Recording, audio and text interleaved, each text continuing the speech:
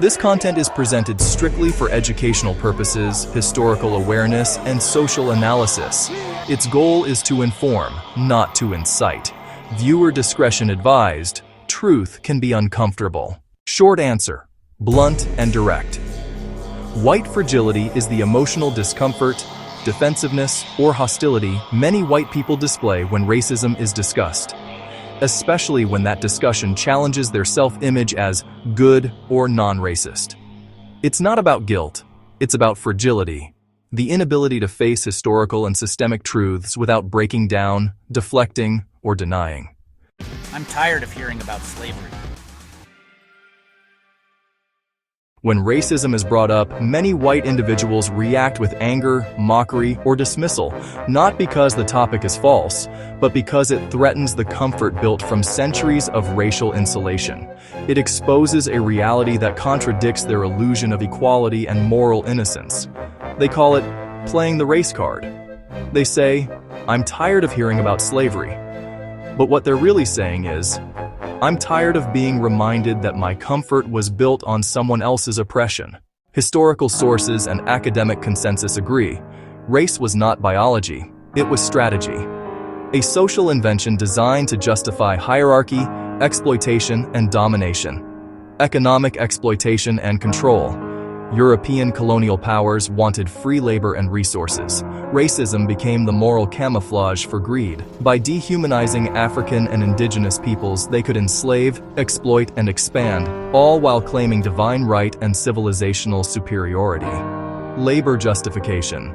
As slavery became essential to industries like sugar, tobacco, and cotton, white colonizers engineered a pseudo-scientific hierarchy to rationalize brutality.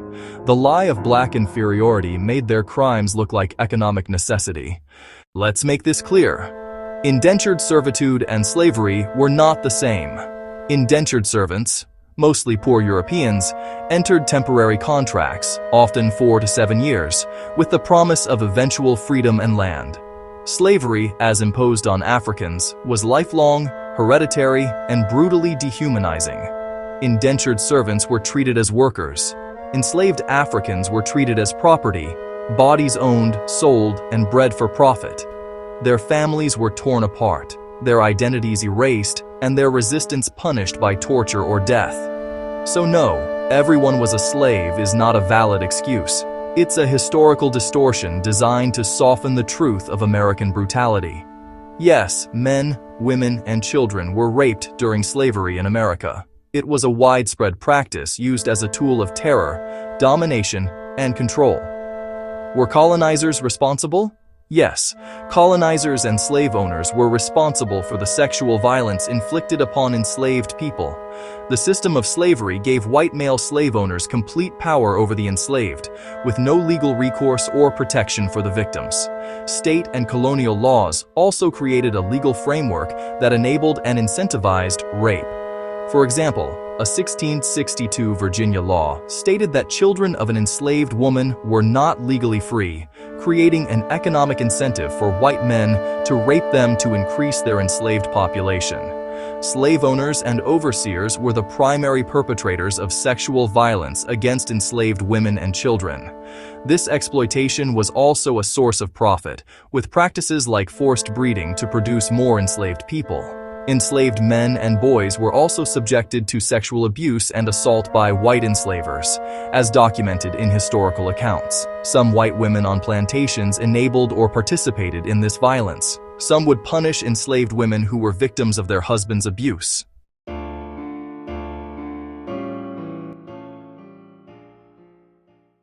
Divide and conquer. Poor white laborers could have united with enslaved Africans against the elite. So whiteness was manufactured, a false identity created to give lower-class Europeans a sense of superiority and prevent unity across color lines. That's not equality, that's manipulation. Justification of hierarchy and power. Whiteness was placed at the top, not by nature, but by deliberate design. Colonizers renamed their dominance civilization, their greed progress, and their theft discovery. Scientific racism. By the 18th and 19th centuries, white scholars created racial charts ranking humanity. always with Caucasian conveniently at the top. That wasn't science.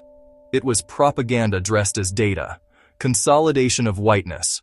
Groups like the Irish, Italians, and Eastern Europeans weren't always considered white. They had to earn that status, often by aligning themselves against blackness. Whiteness was a political reward for complicity.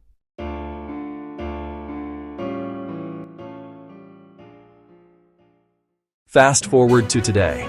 The system built for control still functions, just updated with new language. It's in the housing market, in employment bias, in the courtroom and classroom.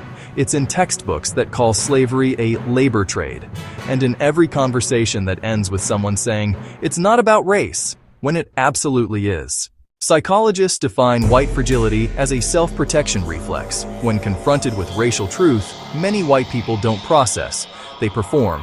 Tears, outrage, or withdrawal, all designed to recenter themselves in the narrative. It's not empathy, it's ego preservation. Fragility hides accountability behind innocence.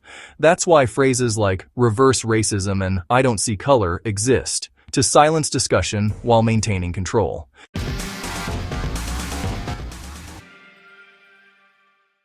Diversity training can't fix a system built to protect privilege. You can't train away power imbalances. You have to dismantle them. The comfort of the dominant group always comes at someone else's expense. That's not inclusion. That's inequality with better PR. Angela Davis said it best. In a racist society, it's not enough to be non-racist. We must be anti-racist. That means silence isn't neutrality, it's complicity. If comfort keeps you quiet, then comfort is part of the problem. Anti-racism requires confrontation, not convenience. This isn't about hating white people. It's about exposing what's been deliberately hidden. Racism wasn't a historical accident. It was an invention. A system built for control, refined through culture, and protected through fragility. So if truth feels offensive, maybe it's because the lie was comfortable. And if comfort feels more important than justice, that's the clearest sign the system still works.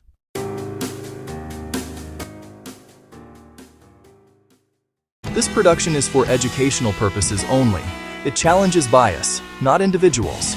If it made you uncomfortable, good. That's where learning starts.